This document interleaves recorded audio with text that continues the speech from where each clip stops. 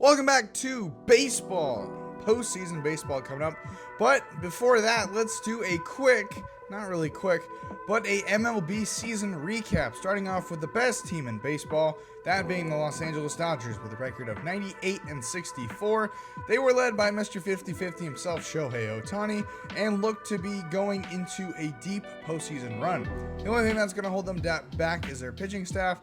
Their pitching staff hasn't been great, shaky at best, led by their offense, of course, but we'll see how their pitching does in the postseason. Next, going to the Philadelphia Phillies. In my opinion, they're the most balanced team going into this postseason. They're another seasoned veteran postseason team looking at another season of World Series or bust. They're always good in the regular season, but it really depends how they're going to be in the postseason. One big thing so far, and knock on wood it stays that way for them, is that they're healthy on the offensive side at the very least. Pitching-wise, they're good too, but again, staying healthy. Now next, moving over to the National League Central Division winner, that being the Milwaukee Brewers. They lost their head coach Craig Counsell to the Cubs, and they traded away their ace in Corbin Burnes to the Baltimore Orioles, and yet they did really good, and they won the Central by the largest margin in baseball for any division. And of course, their head coach, Pat Murphy, should be, and I believe will be, a Coach of the Year finalist, if not the Coach of the Year. Great job by their team. And again, even if they don't make a huge, deep postseason run, it's still an accomplishment in and of itself. They won that division this year, and they made it as far as they did. Now next in that National League wild card, starting off with the San Diego Padres, they had a really good second half of the season that was really strong, led by Rookie of the Year finalist, potentially Rookie of the Year, center fielder Jackson Merrill, coupled with really good performances all around by their offense, a couple of league leaders in average in Jurickson Profar and the actual batting title in the National League, Luis Arias, and a couple of other moves they made earlier on the season, like trading for Arias and Dylan Cease, having good pitching as well, and Michael King that they got in that Juan Soto trade before the season. And of course, knuckleballer, hopefully in the postseason, in Matt Waldron. But some of their veterans in Tatis and in Manny Machado really turned it around in the second half of the season to put them in the top wild card spot. Now next, one of the other teams in the wild card is going to be the Miracle Mets of the metropolitan New York area. The New York Mets, wherever they are in New York, they're I think in Flushing, Queens, but anyway, they've had a sneaky good season this year, and surprise, surprise, they made it in the postseason under first-year manager Carlos Mendoza, but really they've been led by who should be second in MVP voting this year in the National League, that being Francisco Lindor. He's had an incredible season. He should be the MVP, but Shohei's going to win it no matter what. So again, they are led by a really good player in Lindor. And then pitching-wise, they had some good seasons from guys who have been veterans, who have been around the league for a while, but pitched well this year, led by Luis Severino, but a couple other guys that have chipped in and helped, including Jose Quintana and Sean Manaea, a couple guys who, again, been overlooked but had a good season for the Mets this year. Now next, another team that's going to be in it is going to be potentially the Arizona Diamondbacks. If the Mets win Game 2, which I'm currently filming this during, then the Arizona Diamondbacks are going to be in. And deja vu, is it over again? They had a really good second half of the season to put them into the postseason after a horrible first half that really they didn't do much in. Led again by their pitching staff and Zach Gallen. Corbin Carroll, unfortunately, not having quite the season he did a season ago as a Rookie of the Year, but snakes are alive, potentially, and we'll see if they make it in. Now, if they don't make it, well, it's going to be the Atlanta Braves, who, as I'm recording this, currently have a lead in that game, but again, you never know. The Atlanta Braves battled by injuries to Ronald Acuna Jr. out for the season, and a couple other guys throughout the season, including, just remembering out of the top of the head, Spencer Strider tore his, I think, shoulder or elbow at the beginning of the year. That's their ace. So really, they've been underwhelmed and underhanded this whole season. But then they got lucky guys, and who's probably going to be the National League Cy Young winner, Chris Sale, signed him to a one-year deal, same as Ronaldo Lopez, who had a really good season, and a couple other guys on that Braves team that just showed up and played well. Now, if the Braves do make it, we'll see how far they get. They won it a couple of years ago, but you never know. Going to the American League, the best team in the American League was the New York Yankees, led by American League MVP to be, for the second time, Aaron Judge, who just put on an incredible season, and his tag team in Juan Soto, who put together both of them to combine the best 2-3 order in baseball, and they had great seasons, and they really led their teams to scoring, I believe, either the most runs in baseball or second most runs in baseball. Very incredible offensive stat. And then pitching wise, they had strong pitching performances from all their guys, and really the surprise thing is that they didn't really shift much of their pitching staff. If anything, it got worse because they traded Dodgers got Michael King to the San Diego Padres in the Juan Soto trade, and Garrett Cole missed half the season due to injury. So they really had strong performances by guys like Carlos Rodon, Luis Gil, the rookie, and other guys on that pitching staff that really carried them into this postseason. Not to mention also Marcus Stroman's had a good season for the New York Yankees. Now going over to the American League Central Division champions, that being the Cleveland Guardians, led by first-year manager Stephen Vogt, the former catcher for the A's and other teams. He led that squad, of course, him and veterans such as Jose Ramirez, who will be an American League MVP finalist, and also Stephen Kwan and a couple other guys on that team, Josh Naylor to name another name. But they had a really good season with a similar team as the year before, much like the New York Yankees, which is having great production from all of their guys. Pitching wise as well, they were the fourth best pitching staff in baseball, led by, of course, on the back end, Emmanuel Clase, their all-star closer, but also their rotation has been really good this season as well. And they look to be primed to make at least a decent postseason run, but they had a really good season regardless. And hopefully, they can have some fun in the postseason and maybe build on something for the years to come. The American League West winner, no surprise, is the Houston Astros. They had the best offense in baseball throughout the whole season, but pitching has let them down as well.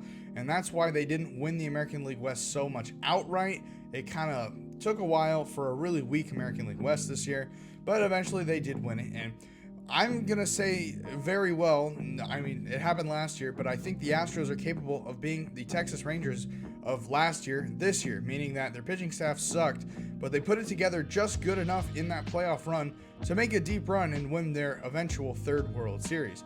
Now, I'm not saying it's going to happen, but it's such a mirror carbon copy of what happened last year with the Texas Rangers, and Houston has all that postseason experience. Even though they're under a new head coach, it's still very likely with all those players. The top wildcard spot held by the Baltimore Orioles look really good this year. They're led by the youth in Rutschman and Henderson, but also got better pitching-wise by trading for the American League ace, now American League ace, former National League ace in Corbin Burns at the beginning of the season, and led by the new ownership group that bought the team in February. Now, again, they didn't make enough moves at the trade deadline, in my mind, to sufficiently put themselves in a better position for this postseason run than years forward. I think they were a little too conservative, as that's why at the trade deadline, they were my losers at the trade deadline, and it really panned out in the second half how I expected, and that they couldn't take that American League East because they didn't get the pieces to do it. So, in my opinion, I don't really see them going that far in the postseason, but they've been a good team, and they're going to be a good team for the next years to come. And if they're not going to do it this year, they're going to do it one of these years eventually.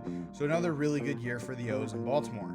As for the Kansas City Royals, led by Captain Salvador Perez behind the plate and their superstar young stud in Bobby Witt Jr., they have put together the biggest turnaround in a one-season time span really we've seen since the Texas Rangers. They are an absolutely incredible team this year, and they've had good performances from all around. Starting with the pitching staff, their staff has been historically pretty bad the last couple of years. However, they had a really good year out of a free agent they signed in Seth Lugo, who has been an average pitcher his whole career, but put together about a 3 ERA this year for the whole season and was really, really dominant. I've seen him several times in person. Actually, maybe once or twice in person, but when I did see him, he was an incredible pitcher who just dominated. And I think that we're going to see that in postseason as well. They got a real ace in Seth Lugo, and they have a really fun team to watch going into this postseason.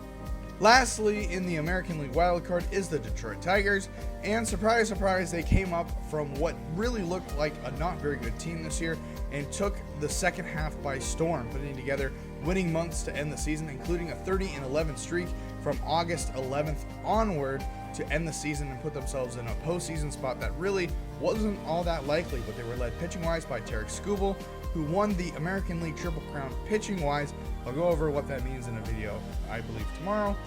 But he won the Triple Crown there. They have good bullpen as well, and offensively, they did just enough to get by. They're more a pitching team than a hitting team, But again, they're going to be in the playoffs, so they're going to be a team that's going to have a great fan base behind them, and we'll see how far they can go for their first postseason run in 10 seasons. So we'll see what they have, but that's it for the playoff teams. Now let's move over to the non-playoff teams, staying in the American League, starting off at the top with the Seattle Mariners, who had the best pitching staff in baseball, but no hitting and steep regression by their young star in Julio Rodriguez. They were pretty much without him offensively for a lot of the season because he just wasn't very good. And they're also without their manager, Scott Servais, who they fired in early September. Jerry DiPoto trying to do whatever he could to keep his job. I don't think he will because he didn't do a very good job. But again, that's the Mariners this year. Missed the playoffs for another year. Go figure. The Rangers also regressed a lot, putting together a sub-500 season following that World Series run, and didn't really look very good this year altogether. Now, it could be because their pitching really regressed this year, and that's what carried them forward. But also offensively, some of their best guys in Seager and Simeon just really didn't have the same year this year that they did last year. The Blue Jays also saw regression with their young stars really not putting together a great season to put them in a good spot, and also deal with injuries, but especially starting with Bo Bichette. He had a season-ending injury midway through. Vladimir Guerrero Jr. put together a really good season, but that was really the only bright spot on a pretty dismal Blue Jays season. The A's, in their final season in Oakland, were a scrappy and pretty competitive team, led by Brent Rooker on offense and Mason Miller in the bullpen.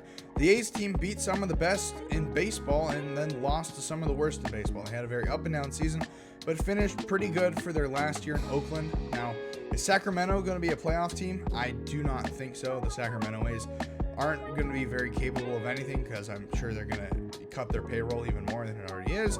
But for their last season in Oakland, they had a pretty good time. And should they stay in Oakland? Absolutely. That's something that baseball and the ownership in Oakland really failed on. The Twins just missed the playoffs because they had a poor second half that was taken by the Tigers. Now, the Twins are still a good team, and they have good players and good coaching and all that stuff. They will keep their manager next year, but the second half struggles really cut them out of a playoff spot that they should have had because of how good their first half of the season was. The Rays had a rebuilding year and look like they're in a good spot to make the postseason next year. As for the Angels, they suck, and the Chicago White Sox, although they had the worst season in MLB history, at least they have the campfire milkshake because you can drink those while your team says you're going to cut payroll for next year. It's really all you got in Chicago. I'm sure there's a rivalry between Cubs fans and White Sox fans, but really, I think this is the one time in your fan base's history where if you got to wave the white flag and go up to the north side to be a Cubbies fan, no one's going to blame you for it. But as an Angels fan, if you stay loyal to the White Sox, the more power to you.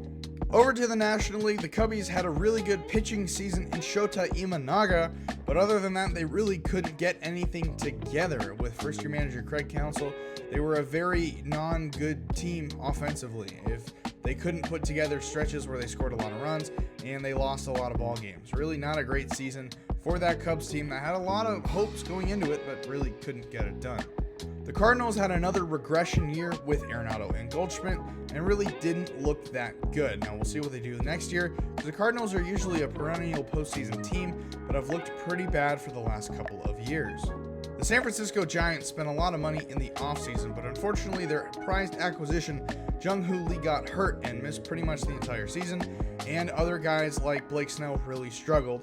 The only highlight for this Giants team was that Blake Snell had a no-hitter, but other than that, really a pretty poor first season for first-year manager Bob Melvin in San Francisco. Will they be good next year? Probably. San Francisco, they're usually a good team every now and then, but they've kind of had a weird stretch the past, I think, 8 years, where they've been bad every year except the 2021 pennant year, or I think they won 117 games, something crazy like that. So we'll see what we get in the Giants next year, but another poor season up in the Bay. The Cincinnati Reds fired their manager, but Ellie De La Cruz looks really cool, and a lot of their other young players look good as well. So hopefully they can get something to get together the next few years, but we'll see. The Pirates don't look like good guys after letting go of Rowdy Tellez before he was due to make $200,000 based on his incentive for a number of at-bats. Other than that, Paul Skeens looks really good on the Pirates. Paul, if you want to come over to Anaheim to help resuscitate this Angels team, please do, and I will try to personally pay for your transportation over here, so that way you can live in the nicest home in Newport Beach, and hopefully you come home and pitch for your favorite team.